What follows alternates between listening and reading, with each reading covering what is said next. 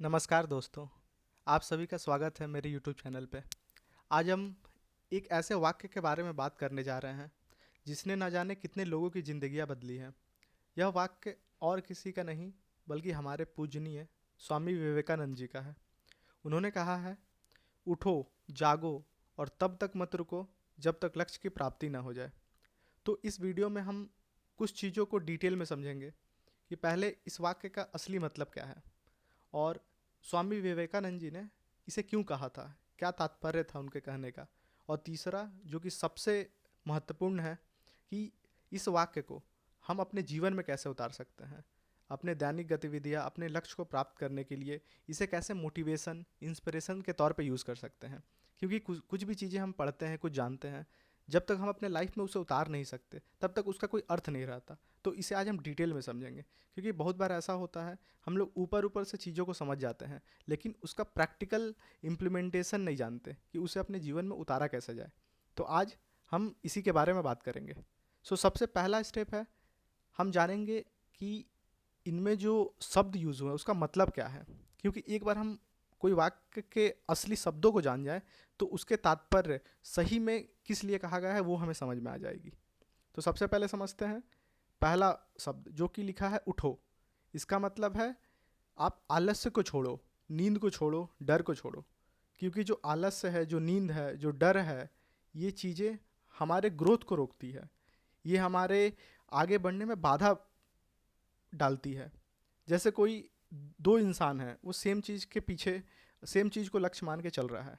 एक इंसान आलस्य में हमेशा कल पे टालते रहता है वो चीज़ें, और दूसरा इंसान हमेशा प्रोएक्टिवली काम करता है। जो अभी उसके पास काम आया वो अभी ही कंप्लीट कर देता है। तो आप देखेंगे कि जो इंसान प्रोएक्टिव काम करता है, जो प्रोक्रेस्टिनेट नहीं करता है, वो इंसान हमेशा अपने लाइफ में सक्सेसफुल होता है। हर फील्ड में वो सक्सेसफुल होता है। तो उठो का अर्थ है आप उठ जाओ, बहुत सो लिए, बहुत आप आलस्य कर लिए, अभी भी आपके पास समय है, अब उठ जाओ। दूसरा शब्द है जागो। मतलब अपने लक्ष्य को पहचानो, अपने भीतर की शक्ति को पहचानो। बहुत लोग क्या करते हैं कि वो सोचते हैं हमसे ये नहीं हो पाएगा, या वो लक्ष्य ही निर्धारण नहीं करते, डायरेक्शन लेस चलते रहते हैं। तो जब तक आप अपने पूरे एनर्जी को एक केंद्र में फोकस नहीं करोगे, तब तक आप अपने पूरे एनर्जी से काम ही नहीं कर पाओगे, आपका एनर्जी बटे रहेगा। तो इस कारण से आपको जागना है और एक लक्ष्य का निर्धारण करना है। उसके बाद तब तक मत रुको जब तक लक्ष्य की प्राप्ति ना हो जाए। एक बार आपने ठान लिया कि मुझे ये करना है, तो उसके बाद चाहे कितनी भी रुकावटें आ जाएं, आपको हार नहीं माननी है। आपको उस लक्ष्य की तरफ पूरे डेडिकेशन से जाना है। जैसे शेर, जो लायन है, एक बार अपने शिकार को चुन लेता है, चाहे कुछ भी हो जाए वो शिकार करके ही मानता है। तो अपना एटीट्यूड लायन वाला रखो कि एक बार हमने मान लिया, चाहे कोई भी रुकावटें आ जाए, चाहे कितने भी व्यवधान बीच में आ जाए, हम नहीं रुकेंगे, हम उस लक्ष्य को प्राप्त करके ही रहेंगे।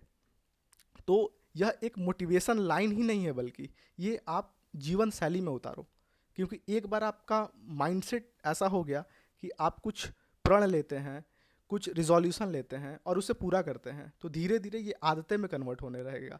और जब ये अपने आप आदत बन जाएगा, तब आप देखोगे कि बहुत ही आसानी से आप दूसरों लोगों से ऊपर जा रहे हो। दूसरे लोग जिन चीज़ों को करने में कठिनाई महसूस कर रहे हैं, आप बहुत इजीली कर पा रहे हो। क्योंकि जो इनर रेजिस्टेंस है, जो पहले रोकती थी आपको कुछ नया करने में, कुछ मेहनती करने में, अब वो नहीं रोक रही है।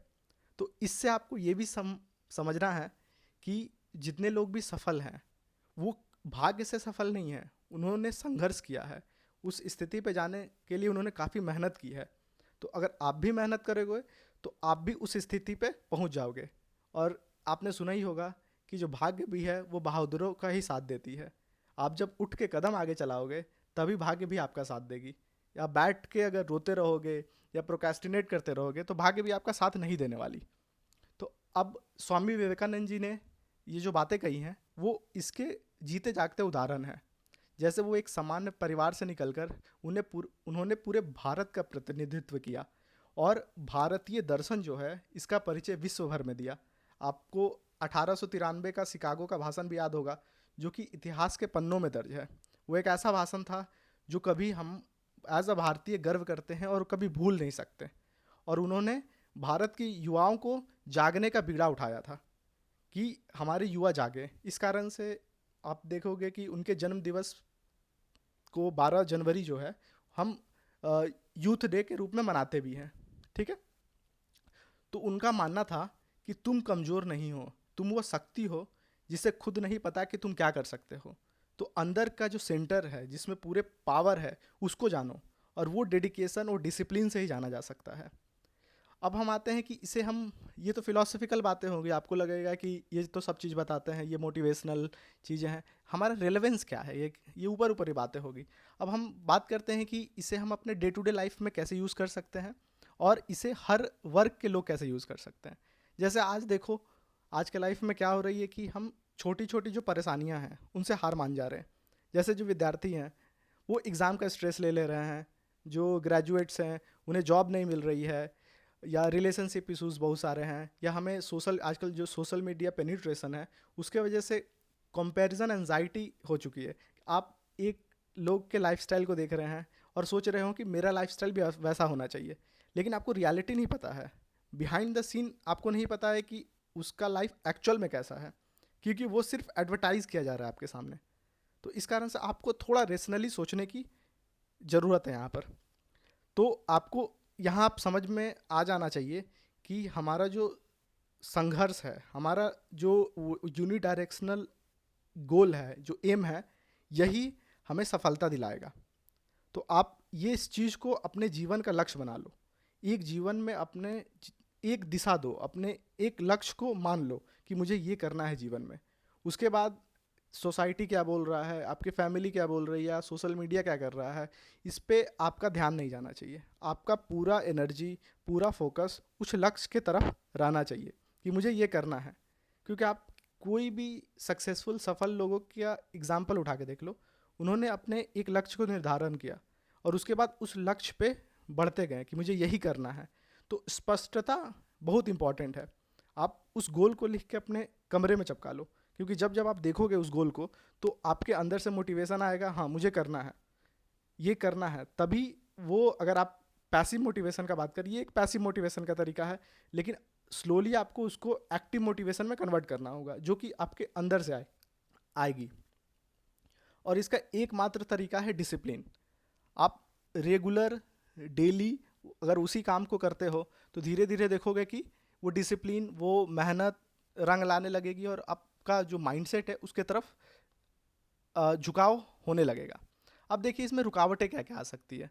आप अगर कोई बड़ा गोल चूज़ करते हो तो रुकावटें सबसे पहले फैमिली ही आएगी आपकी, क्योंकि वो मे भी आप पे हंस सकती है, आपके सोसाइटी हंसती है, आपका मन टूट जाएगा, कभी कभी आप फेल हो जाते हो तो आपका मोटिवेशन डाउन हो जाता है, या सोशल मीडिया डिस्ट्रैक्शंस है। तो आप लिख के रखो, कभी भी कुछ चीज़ें आपके लाइफ में आ रही है तो आप देखो कि ये जो पार्ट है, जो हम, आप एक डिस्ट्रैक्शन का लिस्ट बनाओ कि social media distraction, family distraction, society distraction और योर इंटरनल डिस्ट्रैक्शंस। आप उस कैटेगरी में डालो कि ये किस वजह से, कौन से कैटेगरी का डिस्ट्रैक्शन है, और कुछ आप उसको नज़रअंदाज नहीं करना है। आप उसके बारे में पहले सोचो कि सच में ये कहाँ से ओरिजिनेट हुआ, क्यों आया मेरे माइंड में, और क्यों मैं डिस्ट्रैक्ट हो रहा हूँ अपने गोल से।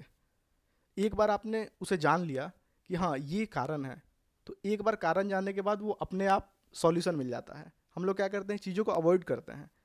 ये तो वैसा ही तरीका है जैसे हम जा रहे हैं और आगे खाई आई हमारे, तो अब मुझे डर लग रहा है कि खाई में मैं गिर ना जाऊं, तो मैं क्या किया, मैंने अपने आंखें बंद कर दिया, फिर दौड़े जा रहा हूँ उस साइड पे। तो आंखें बंद करने से वो खाई से मैं बच नहीं गया, और ज़्यादा मुश्किल हो जाती है।